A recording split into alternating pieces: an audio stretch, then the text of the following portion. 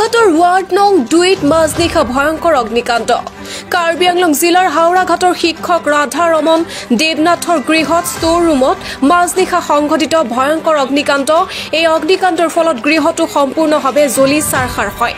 অগ্নি নিৰ্বাপক বাহিনী ঘটনাস্থলীত উপস্থিত হৈ জুই নিৰ্বাপন কৰে। অগ্নিকাণ্ডৰ কাৰণে শ্বৰ্ট চাৰ্কিট বুলি জানিব পৰা গৈছে। অগ্নিকাণ্ডৰ ফলত বহু লক্ষাধিক টকাৰ কাঠ, টিন, পাত, চিমেণ্ট আৰু বহু সা সামগ্ৰী জ্বলি চাৰখাৰ হয় বুলি জানিবলৈ দিয়ে শিক্ষক ৰাধা ৰমন দেৱনাথে।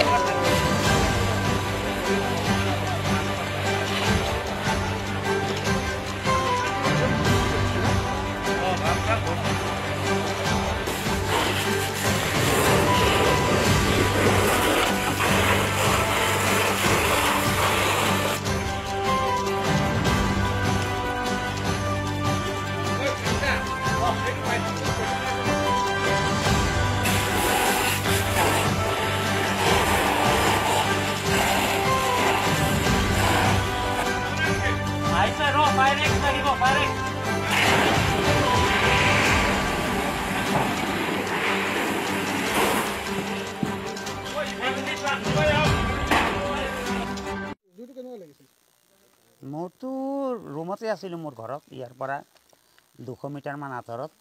কিন্তু আহি পেলাই যেতিয়া দেখিছোঁ যিটো চুকৰ পৰা জুই উঠিছে, ঘৰৰ যিটো চুকৰ পৰা জুই উঠিছে সেইখিনিতে আমাৰ মতে কাৰেণ্টৰ মিটাৰ আৰু কাৰেণ্টৰ সংযোগ আছিলে, বৰ্ড এটা আছিলে। আচ্ছা, গতিকে অনুমান হেৰি হ'ব, তাৰমানে কাৰেণ্টৰ শ্বৰ্ট চাৰ্কিটেই হ'ব লাগে আৰু যিটো অনুমান হৈছে এই চুকৰ পৰাই উঠিছিলে জুইটো। বস্তুটো এইটো আমাৰ পুৰণা ঘৰ এটাৰ ভাঙি পেলাই যিমান কাঠ, টিন এই এভৰিথিঙে ইয়াতে আছিলে। আৰু নতুন ঘৰ বনাওঁতে সম্ভৱতঃ আজিৰ কাম কৰাৰ পিছতো 5 বস্তামান চিমেণ্ট থাকিব লাগে নতুন, সেইখিনি ডাষ্ট হৈ আছে ইয়াতে। আচ্ছা, আৰু নতুন ঘৰ বনাওঁতে টুকটাক সা সামগ্ৰী ইত্যাদি আছিল আৰু অনুমান মোটামুটি 1-1.5 লাখ টকাৰ হ'ব আৰু 1,20,000 মানৰ হ'ব অনুমান আৰু দেই। পুৰণা বস্তুটো পূৰা মাপো নাপাম কিমান টকাৰ বস্তু গ'ল, কিন্তু এই ঘৰটো সজাওঁতে মোৰ আইটো পাই হিচাপ আছে 48,000 খৰচ কৰিছিল। এই ঘৰটো যিটো ঘৰ জ্বলিছে, ফায়াৰ ব্ৰিগেড আহিছে মোটামুটি। এইটো আহি পেলাই হৈছে ৰাস্তা ঠেক এই অঞ্চলটোৰ, তথাপি বহুত কষ্টেৰে সোমাই পেলাই অলপ বাধাও পাইছিলে বাটত, ৰাস্তা ঠেক বুলি চব আওকাণ কৰি তেওঁলোকে আহি গৈছে। আহি পেলাই যথাযোৰ যে মই যি গ'ল মোৰ তাতে মোৰ আক্ষেপ নাই, ভগৱানৰ বস্তু ভগৱানে লৈ গৈছে, কিন্তু ওচৰ চুবুৰীয়াক আৰু যে ক্ষতি নকৰিলে তাতে মই ঈশ্বৰৰ ওচৰত বহুত কৃতজ্ঞ আৰু।